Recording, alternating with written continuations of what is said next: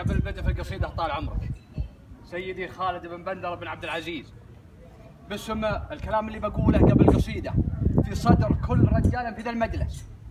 مرحبا بك، أرحب ثم أرحب ثم أرحب، ترحيبك حطان في ضيافة الشيخ سعد بن سلامة. حنا نرحب طال عمرك والأرض ترحب. أرحب على التراحيب، وأرحب على العود الأزرق، وأرحب على البن الأشقر، وأرحب على الشحب، وتراحيبنا تسبقها وتقفاها طال عمرك. صلوا على النبي. يقول حسب كلام الأولين العارفين من العرب، ما هو كلام الإنجليز، المجد أمير جامع دنيا ودين، والعز رجل عاش في الدنيا عزيز.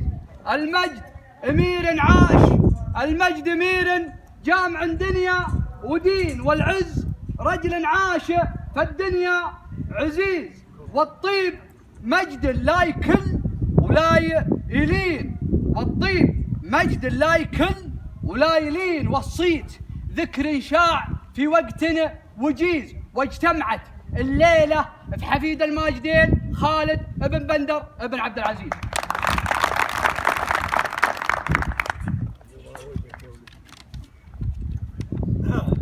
لا بدا هجس القصيد وصخرة قيفانه، ازهلوا لي حبكة الابيات واللي فيها، شاعر لا من بدا عند اللوازم شانه، هتبى شربه ربوعه في عجب عينيها، لا يصد ولا يلد ولا يكمل خانه، خانته من خلقته مشاعرنا يمليها، متكل بالله تعالى ربنا سبحانه، وجعل ربه ما يخيب هقوتنا هاقيها، عند شيخ الشمل والماقف رفيعنا شانه، دعوته منيف فيصل كان ما لبيها، يوم كلمني وعلمني من ضيفانه، شاش راسي من طرب للدعوة وراعيها. مرحبا يا سيدي خالد يعون عوانه، أرحب أرحب من أذان الأرض لقاصيها.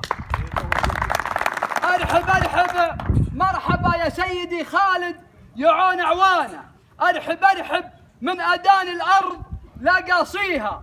أنت مجد ثبته عزمك على أركانه، وانت جود مدته الأيام ما تحصيها، وانت عز من خلقها الله على سيسانه، وانت طيب تحتمي دعواك يا حاميها. أنت من يفخر بأبوه ويفخر بجدانه، لا تفخرت العرب يا أمير بساميها. أنت من يفخر بأبوه ويفخر بجدانه، لا تفخرت العرب يا أمير بساميها. يا أبو تركي ذكرك انجف كل شيء زانه، لو بعد أفعال مثلك ماني موفيها، مثلك فعوله تجدد مع جديد أزمانه، والفعولة الطيبة ما غيرك يسويها. أنت راس هيبته من بين حدمتانه، يوم غيرك تساوى روسها ورجليها. أنت راس هيبته من بين حدمتانه، يوم غيرك تساوى روسها ورجليها. سيدي والنفس ممنونة مهم منانة، وجيتك تفرح بها الأوطان وأهاليها. وفي الختام أرحب يعون الضايق ومزبانه، من هجوس جادت اما كان لك خافيها، شاعر كانه أجاد فقول صح لسانه، وكان قصر في المعذرة سيدي بنهيها.